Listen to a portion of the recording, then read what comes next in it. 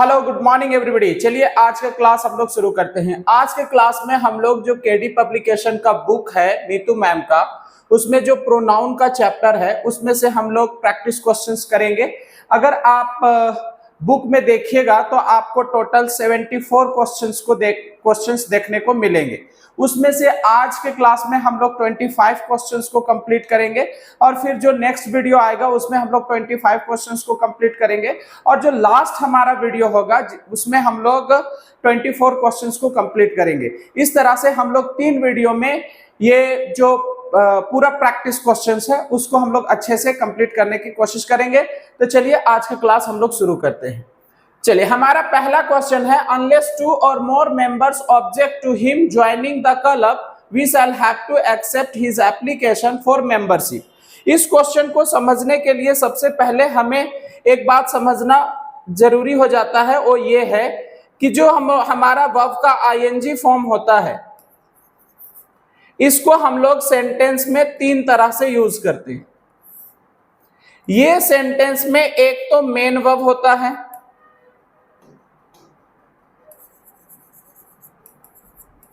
Main verb के रूप में हम लोग यूज करते हैं। दूसरा, हम लोग वर्ब के आईएनजी फॉर्म को एज एन एडजेक्टिव भी यूज करते हैं।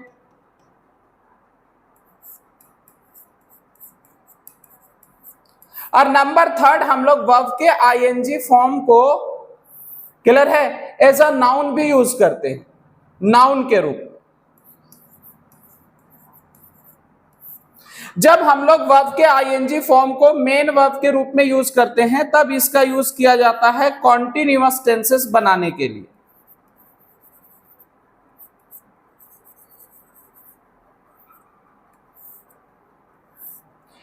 जब हम लोग वर्ब के आईएनजी फॉर्म को किसी नाउन या प्रोनाउन को डिस्क्राइब करने के लिए करते हैं तब ये एडजेक्टिव होता है और हम इसे कहते हैं प्रेजेंट पार्टिसिपल।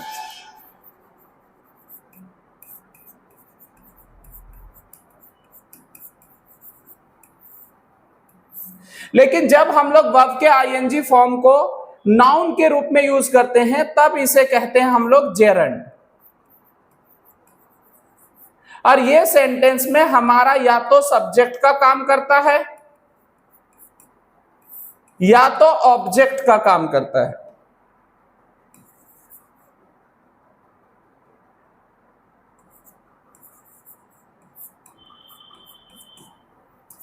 चलिए ये हमें ध्यान रखना है। अब अगर ये बात समझ आ गया तो सेंटेंस को पढ़ के देख लेते हैं। Unless 2 or more members object to him joining the club, we shall have to accept his application for membership।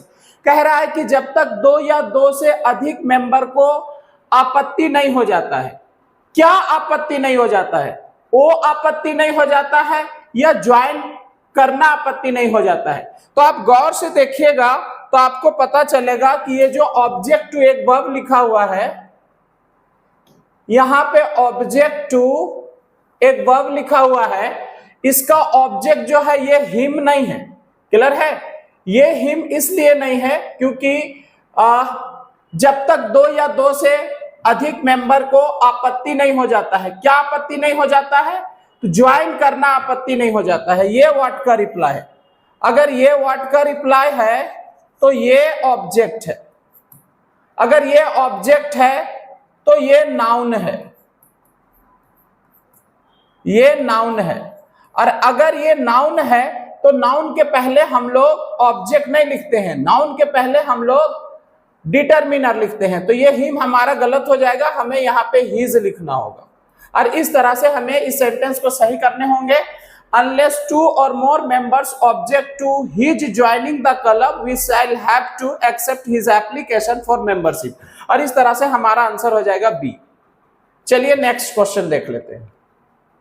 I was surprised and pleased when I was informed of me winning the contest। कह रहा है कि मैं surprise था और मैं खुश था जब मुझे इन्फॉर्म किया गया, बताया गया। क्या बताया गया? क्लियर है? कॉन्टेस्ट का जीतना बताया गया। तो यहां पे ये जो ऑफ प्रीपोजिशन है, ये जो ऑफ प्रीपोजिशन है, ये जो हमारा ऑफ प्रीपोजिशन है, इस प्रीपोजिशन का ऑब्जेक्ट आप गौर से देखिएगा तो ये मी नहीं है, इस ऑफ प्रीपोजिशन का ऑब्जेक्ट जो है ये वीनिंग है, क्योंकि ये व्हाट का रिप्लाई है, और अगर ये व्हाट का रिप्लाई है तो ये ऑब्जेक्ट है, और अगर ये ऑब्जेक्ट है तो ये एक नाउन है। अब हम लोग नाउन से पहले, क्लियर है, ऑब्जेक्ट नहीं लिखते हैं, नाउन से पहले हम लोग डिटरमिनर लिखते हैं, तो ये मी हमारा गलत हो गया, हमें यहां लिखना पड़ेगा माई, और इस तरह से हमें इस सेंटेंस को सही करने होंगे। I was surprised and pleased when I was informed of my winning the contest, और इस तरह से हमारा आंसर हो जाएगा बी। चलिए नेक्स्ट क्वेश्चन है, our dog may look fierce but that wouldn't hurt a fly. अब यहां पे देखिएगा तो ये जो बट है ये हमारा एक कंजक्शन है। अब अगर ये कंजक्शन है तो यहां पे दो सेंटेंसेस होंगे, are dog may look fire, यहां से यहां तक हमारा एक सेंटेंस है, और फिर that wouldn't hurt a fly, that wouldn't hurt a fly, ये हमारा एक सेंटेंस है। अब इस सेंटेंस में आप देखिएगा तो ये जो लुक है ये हमारा वर्ब है, ये लुक है और ये हमारा वर्ब है, और इस वर्ब का ये आर डॉग जो है ये सब्जेक्ट है। उसी तरह से अगर आप ये देखिएगा वुडंट हर्ट, तो ये हमारा वर्ब है, और इस वर्ब का ये जो दैट है ये सब्जेक्ट है। अब देखिए यहां पे ये जो दैट है ये सब्जेक्ट हो सकता है, लेकिन इसके बारे में थोड़ा सा जान लेते हैं। जैसे मैंने लिखा आपका I you they we he she it, ये हमारे हो गए personal pronoun, personal pronounce.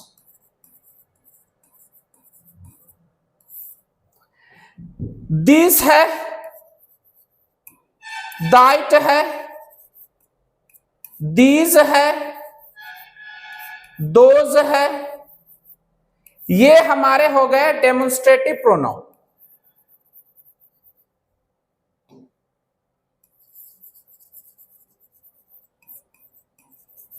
Demonstrative pronounce,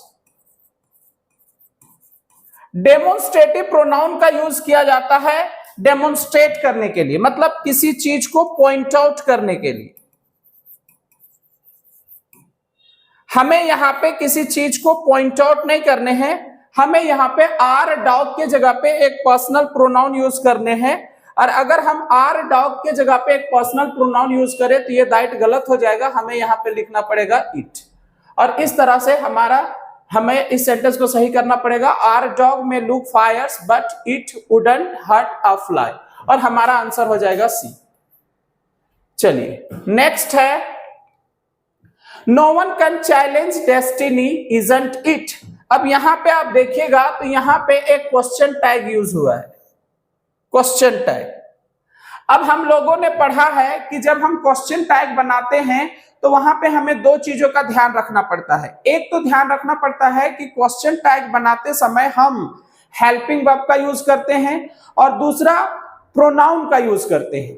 दूसरा ध्यान हमें यह रखना पड़ता है कि जब हम क्वेश्चन टैग बनाते हैं तो अगर हमारा सेंटेंस पॉजिटिव हो तो क्वेश्चन टैग हमारा नेगेटिव बनता है, लेकिन अगर हमारा सेंटेंस नेगेटिव हो तो क्वेश्चन टैग हमारा पॉजिटिव बनता है। अब इस सेंटेंस में आप देखिएगा तो ये जो चैलेंज है ये वर्ब है, ये जो चैलेंज है ये हमारा वर्ब है, मेन वर्ब है, और ये जो कैन है ये हमारा हेल्पिंग वर्ब है।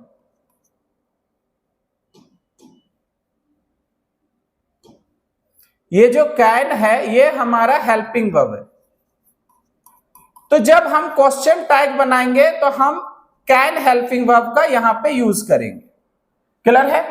तो ये जो कैन है ये यहां पे आ जाएगा, कैन। फिर हम जब अगर हमारा सेंटेंस पॉजिटिव हो तो क्वेश्चन टैग नेगेटिव बनता है, लेकिन अगर हमारा सेंटेंस नेगेटिव हो तो क्वेश्चन टैग पॉजिटिव बनता है। आप गौर से देखिएगा तो ये सेंटेंस जो है नेगेटिव है, अगर ये नेगेटिव है तो कैन हमारा सही हो गया। अब हमें प्रोनाउन लिखने हैं। ये जो नो वन है ये हमारा इस सेंटेंस का सब्जेक्ट है और इसके जगह पे हमें एक प्रोनाउन लिखने हैं। अब हम लोगों ने पढ़ रखा है क्वेश्चन टैग बनाते समय कि अगर एवरीबॉडी आ जाए, अगर सेंटेंस का सब्जेक्ट एवरीबॉडी हो, everybody, somebody, everyone, someone, anybody, anyone, nobody, no one, तो ये हमारा जो होता है ये हमारा होता है इंडेफिनिट प्रोनाउन।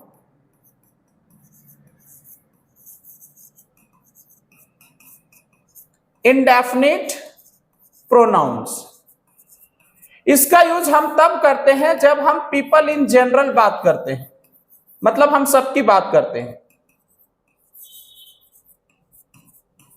यही वजह है कि जब हम क्वेश्चन टैग बनाते हैं तो इसके जगह पे जब हम प्रोनाउन लिखते हैं तो हम लिखते हैं दे।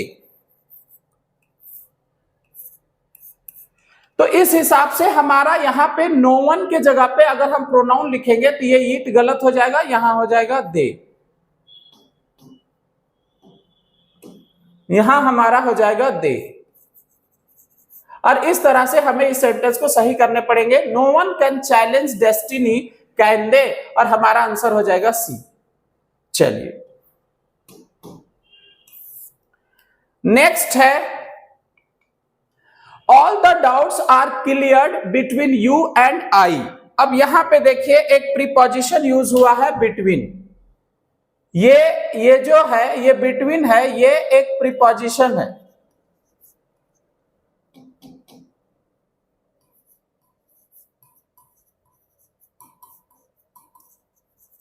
कोई भी प्रीपोजिशन अगर हम लिखे तो उसके बाद हमें उनका ऑब्जेक्ट लिखना पड़ता है। ये जो यू है इस प्रीपोजिशन का तो ये ऑब्जेक्ट बन जाएगा, क्योंकि इसका सब्जेक्टिव केस और ऑब्जेक्टिव केस दोनों सेम होता है। लेकिन ये जो आई है ये ऑब्जेक्ट नहीं बन पाएगा, इसे हमें ऑब्जेक्टिव केस में लिखने होंगे मी, और हमारा आंसर हो जाएगा सी। चलिए नेक्स्ट है the front page story was about a school girl that had hurt herself while saving a child in an accident. अब यहां पे देखिएगा तो ये जो दैट है ये एक रिलेटिव प्रोनाउन है।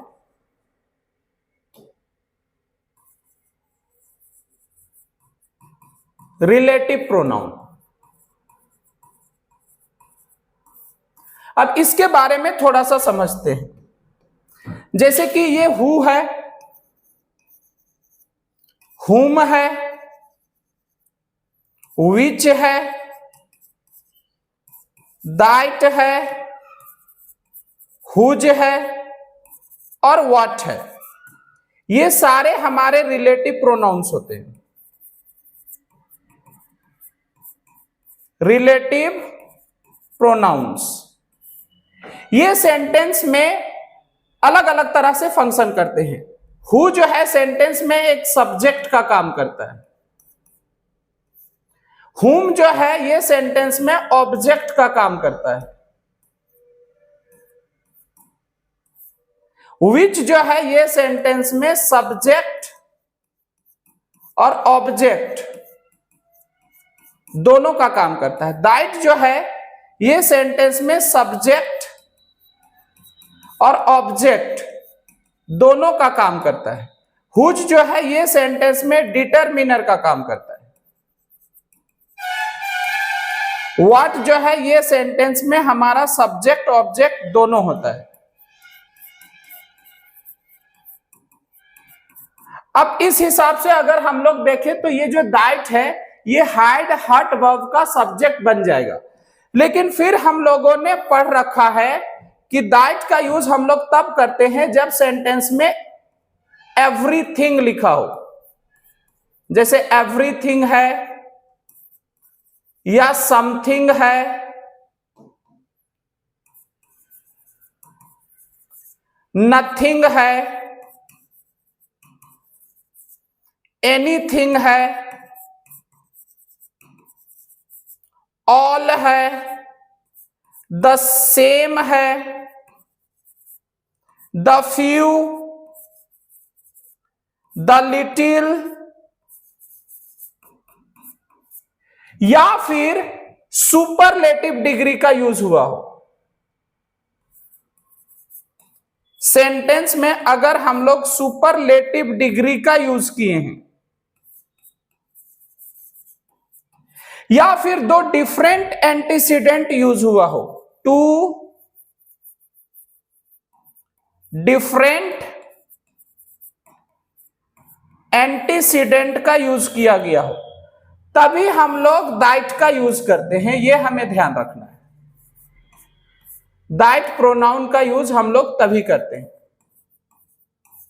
अब आप सेंटेंस में देखिएगा तो यहां पे क्लियर है, ना तो everything, something, nothing, the same, the few, the little जैसे कोई वर्ड यूज हुए हैं, ना ही सुपरलेटिव डिग्री यूज हुआ है, ना ही दो डिफरेंट एंटीसीडेंट यूज हुआ है। यहाँ पे एक ही एंटीसीडेंट है, आई स्कूल गर्ल, तो ये दैट हमारा गलत हो जाएगा। हमें यहाँ पे दैट हटा करके हु लिखने पड़ेंगे और हमें इस सेंटेंस को इस तरह से सही करने पड़ेंगे। The front page story was about a school girl who had hurt herself while saving a child in an accident, और हमारा आंसर हो जाएगा बी। चलिए नेक्स्ट है, the last thing that the fond mother gave her only son was his blessing। अब यहां पे देखिए, यहां पे ये जो हर है ये एक प्रोनाउन है, और ये जो his blessing है ये भी एक प्रोनाउन है। अब हमने पढ़ रखा है कि प्रोनाउन का यूज हम लोग, ये जो प्रोनाउंस है, कोई भी प्रोनाउंस का यूज हम लोग या तो नाउन के जगह पे करते हैं या फिर दूसरे प्रोनाउन के जगह पे करते हैं। अब अगर आप सेंटेंस पढ़ के देखिएगा तो आपको पता चलेगा ये जो हर है, ये जो हर है ये यूज हुआ है आपका द फाउंड मदर के जगह पे, द फाउंड मदर के जगह पे, तो ये ठीक है, मदर के जगह पे हर का यूज कर सकते हैं। ये जो हिज है ये भी यूज हुआ है हमारा द फाउंड मदर के जगह पे, तो मदर के जगह पे हिज का यूज नहीं कर पाएंगे, ये हमारा गलत हो जाएगा। हमें यहां पे लिखना पड़ेगा फिर से हर, और हमें इस सेंटेंस को इस तरह से सही करने होंगे, the last thing that the fond mother gave her only son was her blessing, और हमारा आंसर हो जाएगा सी। चलिए नेक्स्ट है, it is not I who is to blame. अब इस तरह के क्वेश्चन को सॉल्व करने के लिए हमें तीन बातों का ध्यान रखना होता है। वो बातें क्या है? तो सबसे पहले हमें ध्यान रखना होगा कि जो सेंटेंस में रिलेटिव प्रोनाउन यूज हुआ है, रिलेटिव प्रोनाउन, वो हमारा सही यूज हुआ है कि नहीं, ये हमें ध्यान रखना है। दूसरा हमें क्या ध्यान रखना होता है? तो दूसरा हमें ध्यान रखना होता है कि जो रिलेटिव प्रोनाउन के पहले जो उनका एंटीसीडेंट है, उनका जो केस है, सब्जेक्टिव और ऑब्जेक्टिव केस, ये हमारा ठीक से यूज हुआ है या नहीं। जो हमारा सब्जेक्टिव ऑब्जेक्टिव केसेस है वो सही से यूज हुआ है या नहीं, ये हमें ध्यान रखना होता है। अब नंबर थर्ड हमें क्या ध्यान रखना होता है कि जो वर्ब यूज हुआ है, जो हमने वर्ब यूज कर रखा है, वो हमारा सही से यूज हुआ है कि नहीं। तो हमें इन तीन बातों का ध्यान रखना होता है। चलिए अब हम लोग सेंटेंस में देखते हैं। तो सबसे पहले हम लोग पता लगाएंगे कि ये जो हु है ये सही यूज हुआ है कि नहीं। क्लियर है? अब इसका पता लगाने के लिए हम लोग क्या करेंगे, वर्ब को देखेंगे और सब्जेक्ट को देखेंगे कि सेंटेंस में कितने वर्ब यूज हुए और कितने सब्जेक्ट यूज हुए। तो आप गौर से देखिए, यहां पे इज हमारा एक वर्ब है, दूसरा ये जो इज है ये भी हमारा एक वर्ब है। तो हमारे पास दो वर्ब है। अब हमारे पास दो वर्ब है तो दो सब्जेक्ट भी चाहिए। क्लियर है? यहां पे ये जो इट है ये हमारा एक सब्जेक्ट हो गया, इट जो है ये हमारा एक सब्जेक्ट हो गया,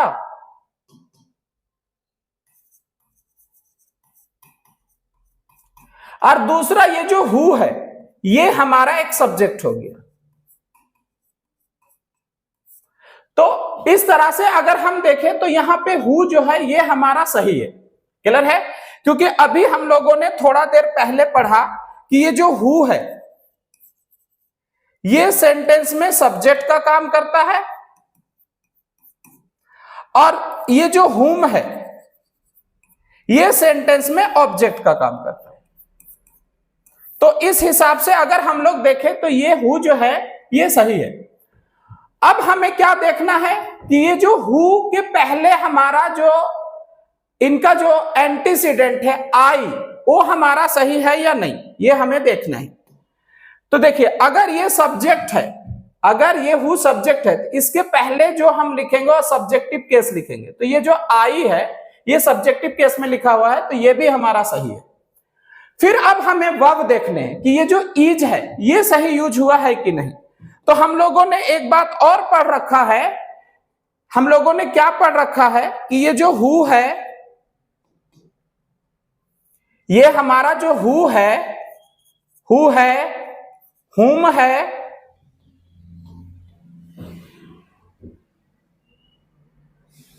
ये हमारा जो हु है, हुम है, या विच है, या दैट है, या हम लोग बात करें हुज की, या हम लोग बात करें व्हाट की, ये रिलेटिव प्रोनाउंस होते हैं। रिलेटिव प्रोनाउंस, इसका अपना कोई नंबर नहीं होता है,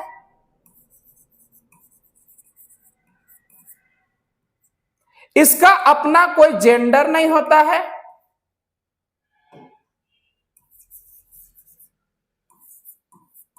और इसका अपना कोई केस नहीं होता है। अब अगर इसका कोई अपना ना नंबर होगा, ना जेंडर होगा, ना केस होगा, तो जो हम वर्ब यूज करेंगे वर्ब, तो हम यहां पे इस वर्ब जो यूज करेंगे ये इसके अकॉर्डिंग यूज नहीं कर पाएंगे। जो भी वर्ब यूज करेंगे इसके अकॉर्डिंग हम यूज नहीं कर पाएंगे। हम वर्ब यूज करते हैं इनका जो एंटीसीडेंट होता है, एंटीसीडेंट होता है, उनके अकॉर्डिंग हम लोग वर्ब का यूज करते हैं, एंटीसीडेंट के अकॉर्डिंग। ये हमें ध्यान रखने हैं। अब अगर ये बात समझ आ गया तो यहां पे देखिए हु का एंटीसीडेंट आई है, आई के साथ हम लोग इज का यूज नहीं करते हैं, तो ये गलत हमारा हो गया। हमें यहां पे आई के लिए एम का यूज करने हैं, और इस तरह से हमारा सेंटेंस सही हो जाएगा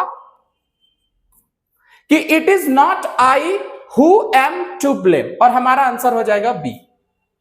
चलिए नेक्स्ट है, I shall avail of this opportunity to meet you there. अब यहां पे एक वर्ब यूज हुआ है हमारा, यहां पे एक वर्ब यूज हुआ है अवेल, ये एक वर्ब है, ये एक वर्ब है,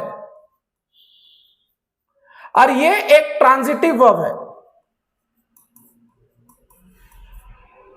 ये एक ट्रांजिटिव वर्ब है। अब कोई भी ट्रांजिटिव वर्ब जब हम लिखते हैं तो उसके बाद हमें उनका ऑब्जेक्ट लिखना पड़ता है। आप गौर से देखिएगा तो एवेल वर्ब के पास कोई ऑब्जेक्ट नहीं है, क्योंकि यहां पे ये जो ऑफ है ये प्रीपोजिशन है,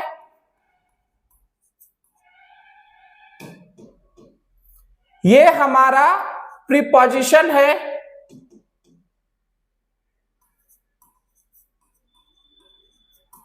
और इस प्रीपोजिशन का ये जो दिस अपॉर्चुनिटी है ये ऑब्जेक्ट है, ये ऑब्जेक्ट है। अब अगर दिस अपॉर्चुनिटी जो है ये ऑफ प्रीपोजिशन का ऑब्जेक्ट है तो फिर ये एवेल वर्ब का ऑब्जेक्ट नहीं बन पाएगा। अब हमने पढ़ रखा है कि अगर एवेल वर्ब के पास ऑब्जेक्ट ना हो तो हम लोग रिफ्लेक्सिव प्रोनाउन यूज करके इसका ऑब्जेक्ट बना देते हैं। अगर आई का रिफ्लेक्सिव प्रोनाउन यूज करेंगे तो हमें यहां पे लिखना पड़ेगा माई सेल्फ, और इस सेंटेंस को हमें इस तरह से सही करने पड़ेंगे, I shall avail myself of this opportunity to meet you there, और हमारा आंसर हो जाएगा ए। चलिए नेक्स्ट है, put you in my position and you will realise the problems faced in my profession. अब इस सेंटेंस को अगर आप गौर से पढ़िएगा तो आपको पता चलेगा कि ये एक इंपेरेटिव सेंटेंस है, ये हमारा एक इंपेरेटिव सेंटेंस है। हमें कैसे पता चला कि ये एक इंपेरेटिव सेंटेंस है? तो आप गौर से देखिए, ये सेंटेंस की शुरुआत जो है ये वर्ब से हुआ है, ये जो पुट है ये एक वर्ब है और वर्ब से शुरू हुआ है। तो अगर कोई भी सेंटेंस हमारा वर्ब से शुरू हो तो वो हमारा इंपेरेटिव सेंटेंस हो जाता है।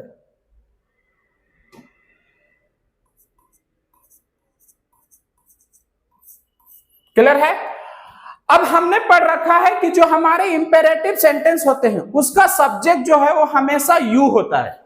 तो अगर हम इस हिसाब से देखें तो जो पुट वर्ब का सब्जेक्ट है वो हमारा यू है, लेकिन वो लिखा नहीं गया है, इसे लिखा बोला नहीं जाता है, लेकिन ये हमारा अंडरस्टूड होता है। तो अब पुट वर्ब का जो सब्जेक्ट है वो हमारा यू है, और हम पुट वर्ब का ऑब्जेक्ट जो है वो देख रहे हैं कि वो भी यू है। अब हमने पढ़ा है कि अगर किसी सेंटेंस का सब्जेक्ट और ऑब्जेक्ट सेम पर्सन हो तो हमें वहां पे रिफ्लेक्सिव प्रोनाउन यूज करने पड़ते हैं। तो यू हमारा यहां पे रॉन्ग हो गया, हमें लिखना पड़ेगा योरसेल्फ, और हमें इस सेंटेंस को इस तरह से सही करने पड़ेंगे, put yourself in my position and you will realise the problems faced in my profession, और हमारा आंसर हो जाएगा ए। चलिए नेक्स्ट है, each of them has to understand their responsibility. अब इस सेंटेंस में आप देखिएगा तो ये जो देयर है ये हमारा प्रोनाउन है, ये हमारा प्रोनाउन है। अब अभी हम लोगों ने पढ़ रखा कि प्रोनाउन का यूज, कोई भी प्रोनाउंस हो, किसी भी प्रोनाउन का यूज हम लोग करते हैं या तो नाउन के जगह पे या तो दूसरे प्रोनाउन के जगह पे। अब अगर आप गौर से देखिएगा तो ये जो देयर है, ये देयर जो है ये यूज हुआ है ईच के जगह पे, ईच के जगह पे। ये देयर जो है ये यूज हुआ है ईच के जगह पे। कैसे ईच के जगह पे यूज हुआ है? क्योंकि इस सेंटेंस का ये जो ईच है ये सब्जेक्ट है। क्लियर है? ये जो ऑफ है ये एक प्रीपोजिशन है, और इस प्रीपोजिशन का ये जो देम है ये ऑब्जेक्ट है। इस हिसाब से ये जो हैज वर्ब लिखा हुआ है, हैज टू, इस वर्ब का सब्जेक्ट जो है वो ईच है। क्लियर है? अब हमने पढ़ रखा है कि अगर हम ईच लिखते हैं, ईच, ईच है, आइदर है, नाइदर है, ये हमारा होता है इंडेफिनिट प्रोनाउन।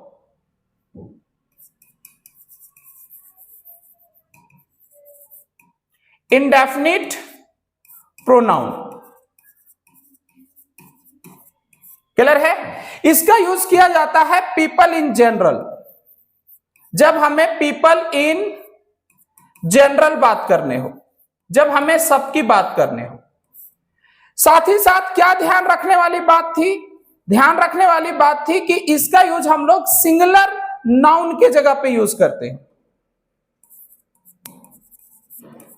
सिंगुलर नाउन के जगह पे। अब अगर हम लोग इसका यूज सिंगुलर नाउन के जगह पे यूज करेंगे तो इसके बाद जो वर्ब आएगा वो हमारा सिंगुलर होगा। वर्ब हमेशा इसके साथ सिंगुलर वर्ब लिखा जाता है। साथ ही साथ क्या हम लोगों ने पढ़ा था कि इनके जगह पे अगर हम कोई प्रोनाउन यूज करें तो दे यूज नहीं कर पाएंगे, क्योंकि दे का यूज किया जाता है प्लूरल नाउन के जगह पे। ठीक है। अच्छा, हम यहां पे शी का भी यूज नहीं कर पाएंगे, क्योंकि शी का यूज किया जाता है जब जेंडर हमारा नोन हो।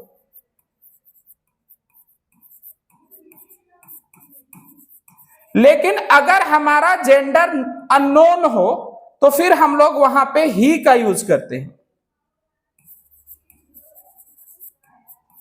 अगर जेंडर हमारा अननोन हो, जेंडर का पता ना हो, तो फिर हम लोग वहां पे ही का यूज करते हैं। इस सेंटेंस में अगर हम बात करें तो जेंडर का पता नहीं चल रहा है, तो उस हिसाब से अगर हम लोग देखें तो हम यहां पे देयर का यूज नहीं कर पाएंगे, हमें यहां पे ही का यूज करना पड़ेगा, वो भी ही को डिटरमिनर बना करके। अगर हम लोग ही का डिटरमिनर यूज करें, ही को डिटरमिनर यूज बना करके यूज करेंगे तो हमारा हो जाएगा आंसर हिज, और सेंटेंस हमारा हो जाएगा इस तरह से सही, each of them has to understand his responsibility, और हमारा आंसर हो जाएगा सी। चलिए नेक्स्ट है, We are proud to announce that every one of us have earned a good name. अब यहां पे आप देखिएगा तो आपका ये जो दैट है, ये दैट है, ये हमारा एक कंजक्शन है।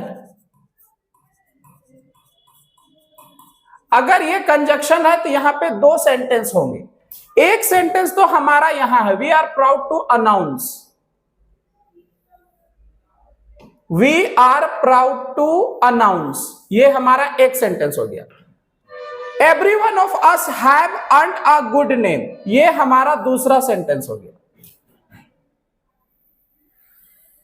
अब इस सेंटेंस में आप देखिएगा तो ये जो have है ये हमारा verb है, और इस have verb का जो सब्जेक्ट है वो everyone है, क्योंकि ये जो ऑफ है, ऑफ प्रीपोजिशन है, इस प्रीपोजिशन का ये ऑब्जेक्ट है। तो उस हिसाब से अगर हम देखें तो हैव वर्ब का, हैव अर्न्ड वर्ब का सब्जेक्ट एवरीवन है। अब हम लोगों ने पढ़ रखा है कि ये जो एवरीबॉडी है, एवरीबॉडी है, एवरीवन है, somebody है, someone है, nobody है, no one है। इसका यूज हम लोग करते हैं, इनका यूज हम लोग करते हैं सिंगुलर नाउन के जगह पे, सिंगुलर नाउन के जगह पे। यही वजह है कि हम इसके बाद जब वर्ब लिखते हैं तो हम लोग लिखते हैं सिंगुलर वर्ब। गौर से देखिएगा तो ये जो हैव है ये हमारा प्लूरल वर्ब है, तो ये हमारा गलत हो गया, हमें यहां पे लिखना पड़ेगा हैज, हैज। और इस सेंटेंस को इस तरह से सही करने होंगे, we are proud to announce that every one of us has earned a good name, और हमारा आंसर हो जाएगा बी। चलिए नेक्स्ट है, हियर इज द मैन हुम आई थिंक हैज कमिटेड क्राइम। अब इस सेंटेंस में आप देखिएगा तो ये जो हुम है ये रिलेटिव प्रोनाउन है,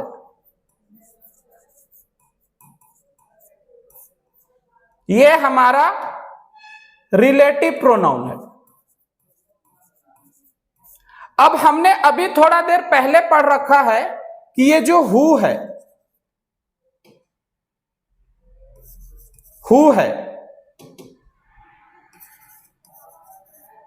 ये भी हमारे रिलेटिव प्रोनाउन है। ये जो हुम है ये हमारा रिलेटिव प्रोनाउन है, लेकिन ये हु और हुम में डिफरेंस होता है। हु सेंटेंस में सब्जेक्ट का काम करता है, हुम सेंटेंस में ऑब्जेक्ट होता है, मतलब ऑब्जेक्ट का काम करता है।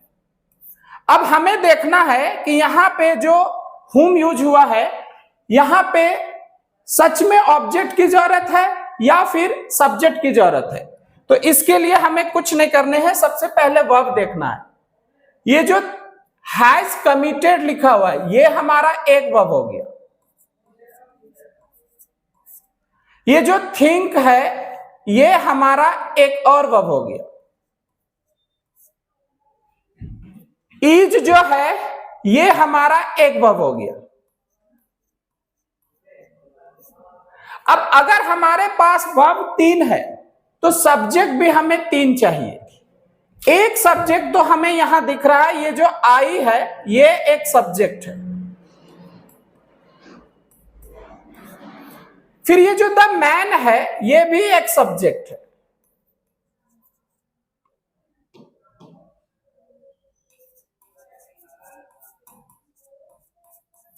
अब हमारे पास वर्ब जो है ये 3 है और सब्जेक्ट हमारे पास 2 है, मतलब हमें एक और सब्जेक्ट की जरूरत है। अगर हमें एक और सब्जेक्ट की जरूरत है तो ये हुम हमारा गलत हो गया, हमें यहां पे हु लिखना पड़ेगा।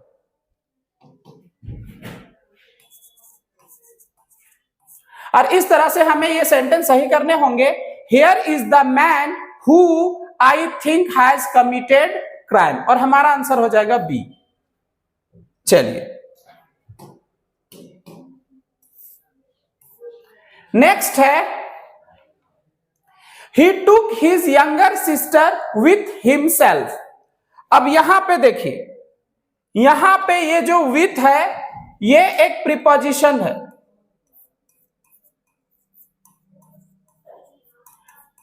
कोई भी प्रीपोजिशन के बाद हमें उसका ऑब्जेक्ट लिखना पड़ता है। ये जो हिमसेल्फ है ये रिफ्लेक्सिव प्रोनाउन है, यहां पे रिफ्लेक्सिव प्रोनाउन की जरूरत नहीं है, हमें यहां पे सिंपली एक ऑब्जेक्ट चाहिए। यहां लिख दीजिए हिम, और इस तरह से हमारा आंसर हो जाएगा ही। इस तरह से हमें इस सेंटेंस को सही करने होंगे, he took his younger sister with him, और हमारा आंसर हो जाएगा सी। चलिए नेक्स्ट है, द कंपनी इज इन डेब्ट and has been unable to pay their employees salaries. अब यहां पे देखिएगा तो ये जो देयर है ये हमारा प्रोनाउन है।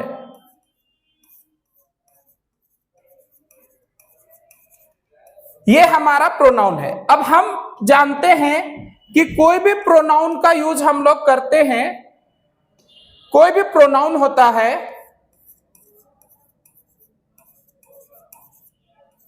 उसका यूज हम लोग या तो नाउन के जगह पे करते हैं या तो दूसरे प्रोनाउन के जगह पे यूज करते हैं। आप सेंटेंस को गौर से पढ़िएगा तो आपको पता चलेगा कि ये जो देयर यूज हुआ है ये कंपनी के जगह पे यूज हुआ है। ये जो कंपनी है ये सिंगुलर है,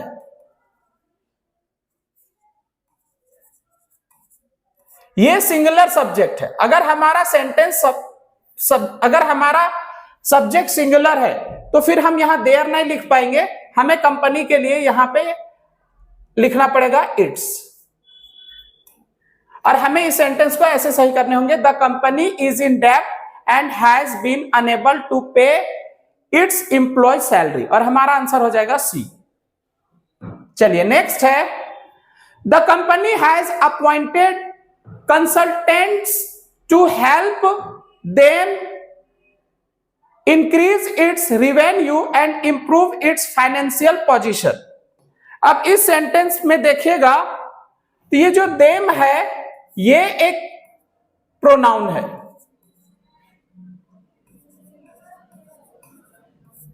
क्लियर है? यहां पे जो इट्स है ये भी एक प्रोनाउन है। ये जो इट्स है ये भी एक प्रोनाउन है। अब अभी हमने थोड़ा देर पहले कहा कि कोई भी प्रोनाउंस है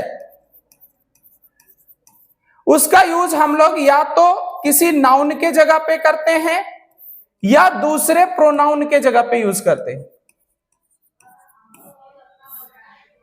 क्लियर है? अब अगर आप गौर से देखिएगा तो ये सारे प्रोनाउन जो है ये कंपनी के जगह पे यूज हुआ है। द कंपनी इसके जगह पे यूज हुआ है।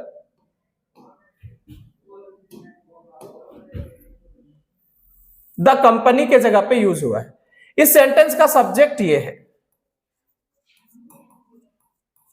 और ये सिंगुलर है। अब अगर ये सिंगुलर है तो फिर हम देम नहीं लिख पाएंगे, क्योंकि देम का यूज किया जाता है प्लूरल सब्जेक्ट के जगह पे, प्लूरल नाउन के जगह पे। तो ये हमारा गलत हो गया, हमें यहां पे लिखना पड़ेगा इट्स। और हमें सेंटेंस को सही करने पड़ेंगे। The company has appointed consultants to help its increase its revenue and improve its financial position। और हमारा आंसर हो जाएगा इस तरह से बी।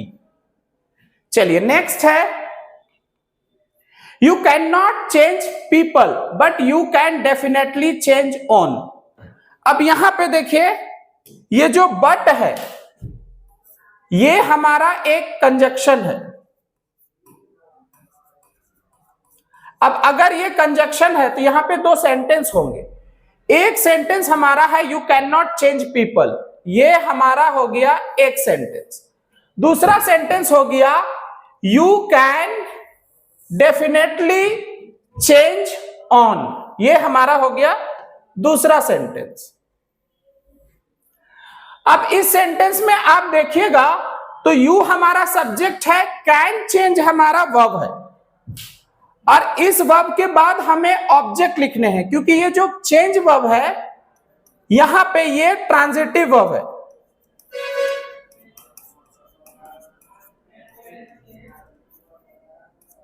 ये ट्रांजिटिव वर्ब है, तो इसके बाद हमें ऑब्जेक्ट लिखने पड़ेंगे। ये जो ऑन है ये ऑब्जेक्ट नहीं बन पाएगा सेंटेंस का, मतलब चेंज वर्ब का ऑब्जेक्ट नहीं बन पाएगा, क्योंकि ये जो ऑन है ये हमारा एम्फसाइजिंग एडजेक्टिव होता है।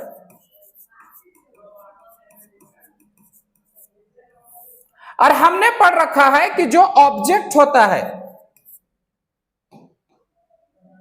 जो हमारा ऑब्जेक्ट होता है या तो कोई नाउन होता है या तो प्रोनाउन होता है।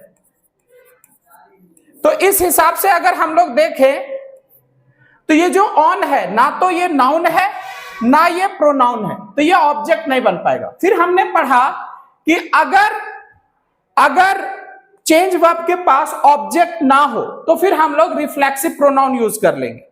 यू का रिफ्लेक्सिव प्रोनाउन हम लोग यूज करेंगे तो यहां पे आ जाएगा yourself.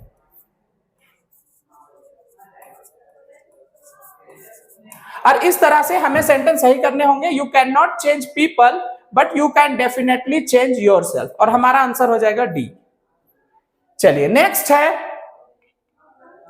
Governments and business houses must reduce its own energy use and promote conservation to their citizens and employees.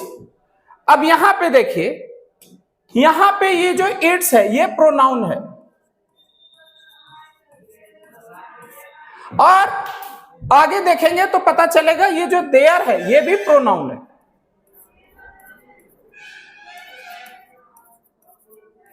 अब हमने पढ़ रखा है कि जो प्रोनाउंस होते हैं उसका यूज हम लोग या तो किसी नाउन के जगह पे करते हैं या दूसरे प्रोनाउन के जगह पे करते हैं। आप गौर से देखिएगा तो आपको पता चलेगा कि ये जो इट्स है ये यूज हुआ है गवर्नमेंट्स एंड बिजनेस हाउसेस के जगह पे। गवर्नमेंट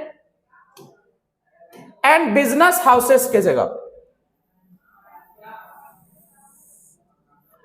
और ये जो देयर है ये भी यूज हुआ है इसके जगह पे। अब आप ये देखिएगा तो गवर्नमेंट्स एंड बिजनेस हाउसेस जो है ये एक प्लूरल सब्जेक्ट है, मतलब इसका नंबर प्लूरल है। अब अगर ये प्लूरल है तो प्लूरल तो हम यहां पे इट्स नहीं यूज कर पाएंगे, हमें यहां पे एक प्लूरल प्रोनाउन यूज करने पड़ेंगे। इट्स का प्लूरल होता है देयर।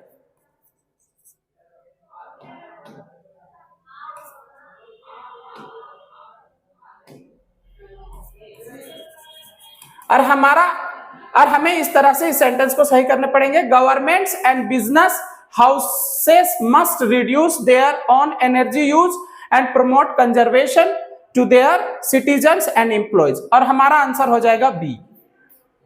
चलिए नेक्स्ट है, even those which have no previous work experience have applied for this job. अब यहां पे देखिए, यहां पे ये जो विच है ये रिलेटिव प्रोनाउन है। Relative pronoun. अब रिलेटिव प्रोनाउन के बारे में हमने क्या पढ़ रखा है कि ये जो हु है, हु है, हुम है, विच है, हुज है, दैट है और व्हाट है। ये सारे रिलेटिव प्रोनाउंस हैं।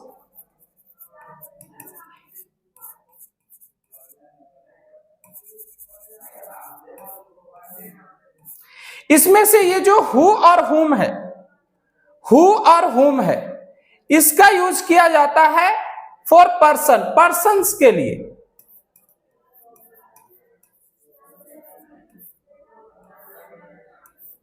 विच है इसका यूज हम लोग करते हैं थिंग्स के लिए और एनिमल्स के लिए। हुज है इसका यूज हम लोग करते हैं पर्सन्स के लिए।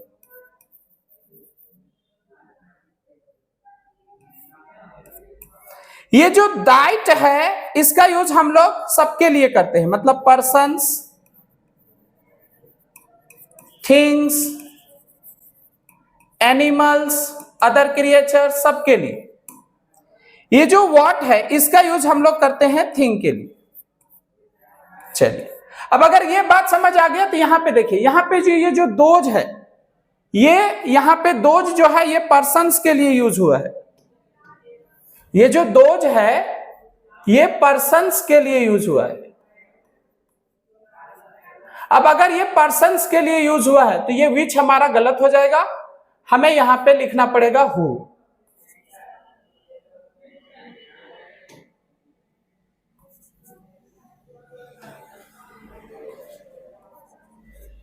और हमें इस तरह से इस सेंटेंस को सही करने पड़ेंगे। Even those who have no previous work experience have applied for this job. और हमारा आंसर हो जाएगा ए। चलिए नेक्स्ट है, he talked on the phone for hours together who really irritated his parents। अब यहां पे देखिए, यहां पे ये जो who है ये हमारा रिलेटिव प्रोनाउन है।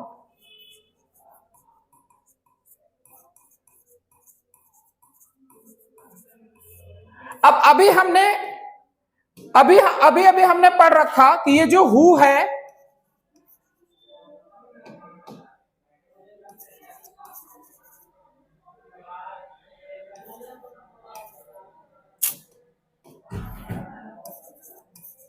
ये जो हु है और ये जो हुम है इसका यूज हम लोग करते हैं पर्सन्स के लिए।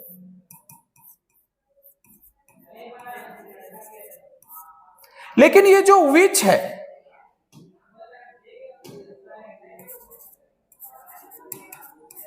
है या फिर व्हाट है, इसका यूज हम लोग करते हैं थिंग्स के लिए।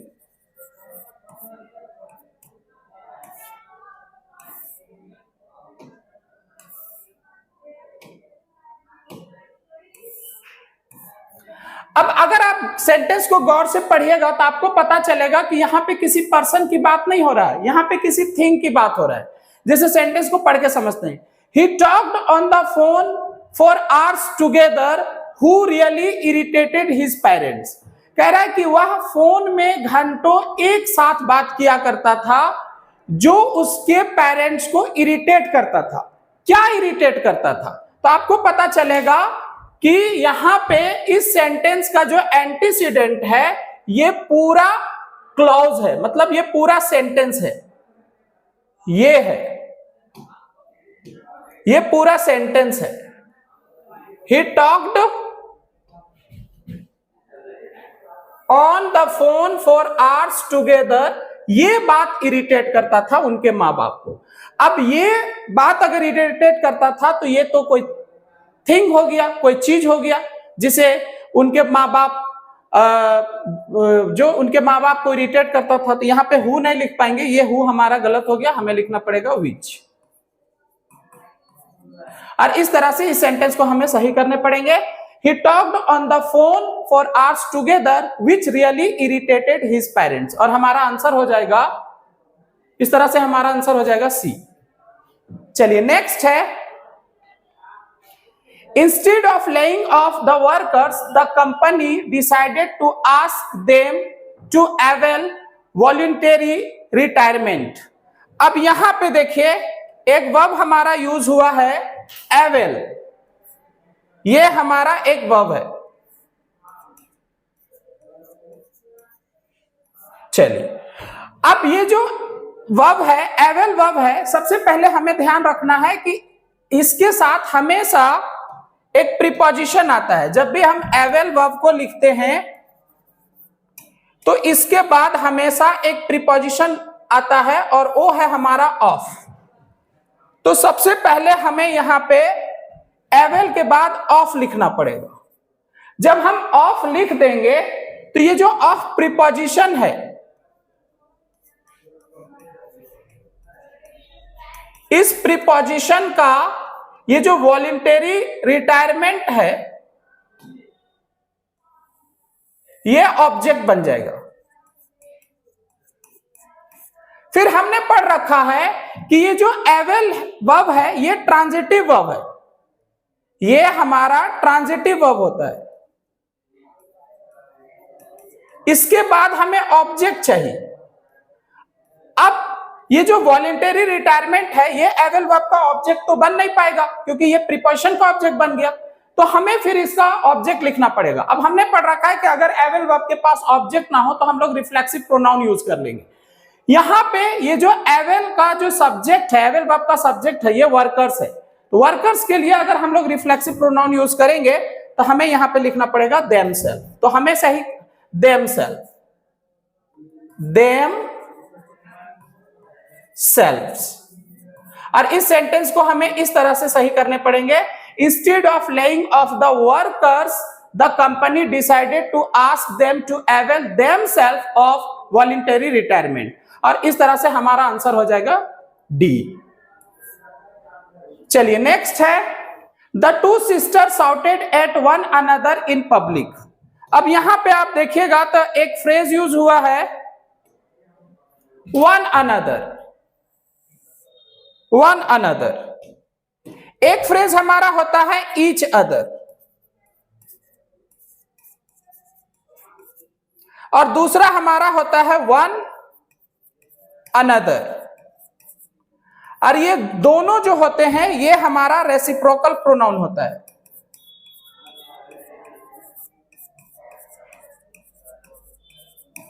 इसमें डिफरेंस क्या होता है?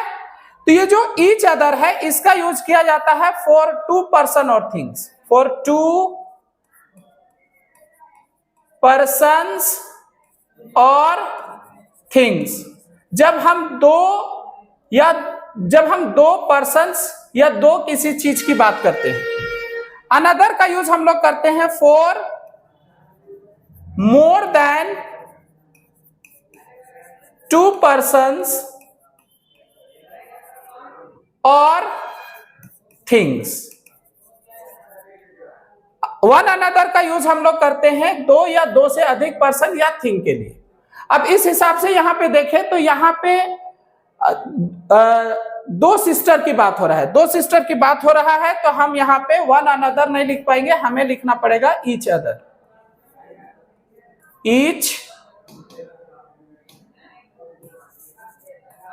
Each other.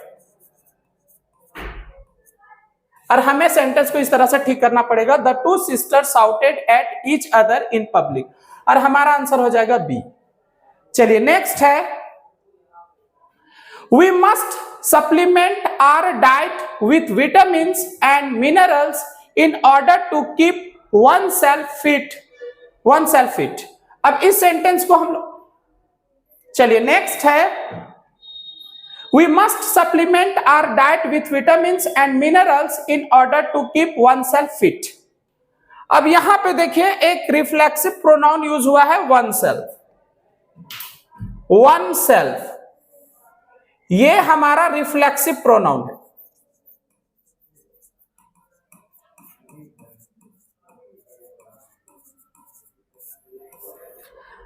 इसके बारे में थोड़ा सा हम लोग जानते हैं।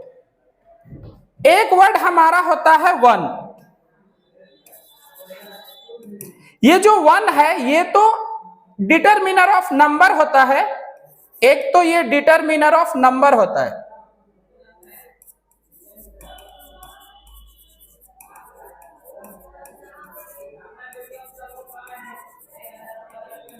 जो कि नाउन की नंबर को बताने के लिए यूज किया जाता है।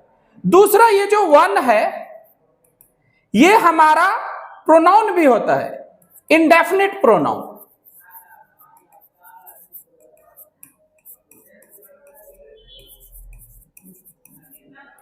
इंडेफिनिट प्रोनाउन क्लियर है? तब इसका मतलब या तो एवरीवन होता है या एनीवन होता है। ध्यान रखने वाली बात यह है कि ये जो वन है, अगर हम इसके जगह पे फिर से कोई प्रोनाउन यूज करें तो इसका अपना प्रोनाउन होता है। अपना प्रोनाउन होता है मतलब ये जो वन है ये हमारा सब्जेक्टिव केस हो गया,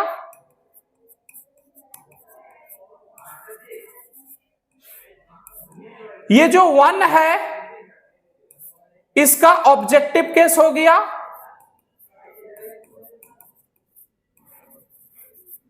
वंस है ये डिटरमिनर हो गया, मतलब डिटरमिनर हो गया मतलब पजेसिव केस हो गया,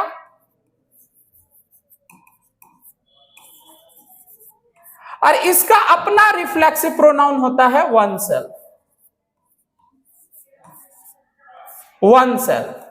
ये हो गया रिफ्लेक्सिव प्रोनाउन।